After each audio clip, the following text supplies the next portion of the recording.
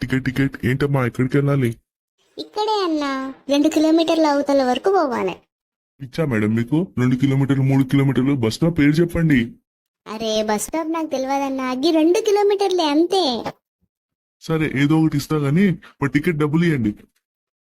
ఏంటన్నా డబ్బులు అడుగుతున్నావు? ప్రభుత్వం మాకు ఫ్రీ ఇచ్చింది, తెలియదా మీకు? సరే సరే ఆధార్ కార్డ్ అన్ని ఇవ్వండి. చూపిస్తున్నా ఆగు. ఇగో నా ఆధార్ కార్డు.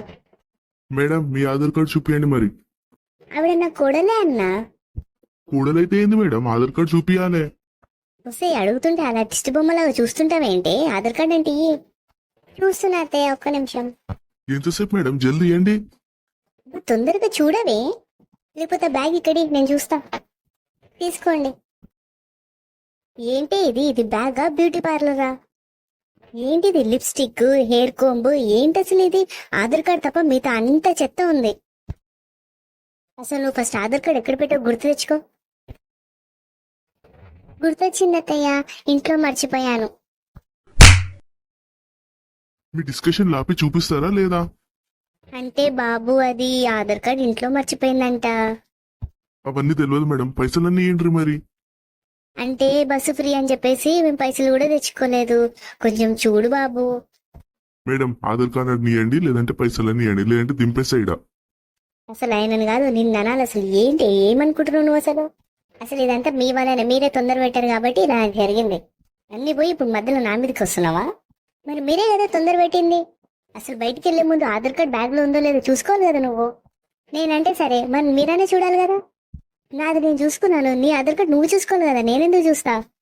అవునా, అయితే నేనెందుకు మరి ఇంట్లో అందరికి వంట చేయాలి? నా వంట నేనే చేసుకుంటా, మీ వంట మీరే చేసుకోండి. మరి కోపం తెప్పిస్తున్నావే నువ్వు, అటు ఇటు వంటకాడికి ఎందుకు పోతున్నావు? మరి మీ స్వార్థంకి మీరేమో మీ ఆధార్ కార్డ్ తెచ్చుకున్నారు, మరి నాదెందుకు తెచ్చుకోలేదు? అందుకే నా వంట నేనే చేసుకుంటా, మీ వంట మీరే చేసుకోండి. ఆపండమ్మా మీరు. సార్ ప్లీజ్ సార్, ఇది ఒక్కసారి వదిలేయండి. లాస్ట్ అండ్ ఫైనల్ అమ్మా ఇదే, ఇప్పుడు వదిలేస్తున్నా. నెక్స్ట్ టైం కనుక ఇట్లానే చేస్తే మాత్రం నిర్దాక్షిణ్యం ఇంకా కిందకి దించేస్తా. సరే సరే సార్, వదిలేసేయండి. కూర్చో, ఇంకా నమ్మకం చూస్తున్నావేంది? ఎక్కడికి వెళ్ళాలి బాబు? లాస్ట్ స్టాప్ అన్నా. సరే సరే డబ్బులు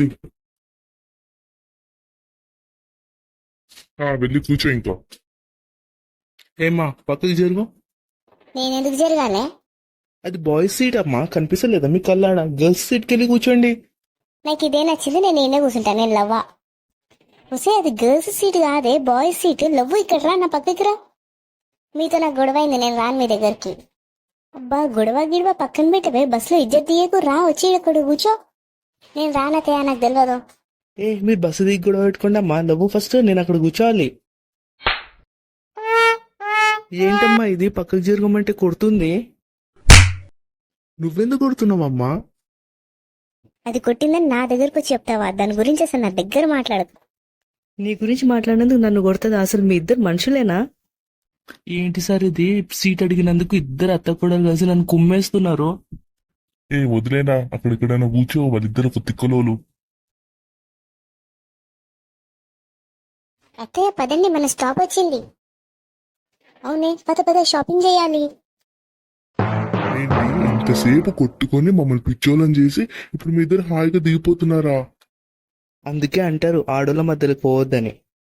అత్త కోడలు అంటే అంతే మరి, అప్పుడే కొట్టుకుంటాం, అప్పుడే కలిసిపోతాం. మీరు కూడా ఇంతేనా ఫ్రెండ్స్? అయితే లైక్ చేసి కామెంట్ చేయండి. మన ఛానల్ని సబ్స్క్రైబ్ చేసుకోవడం మర్చిపోకండి.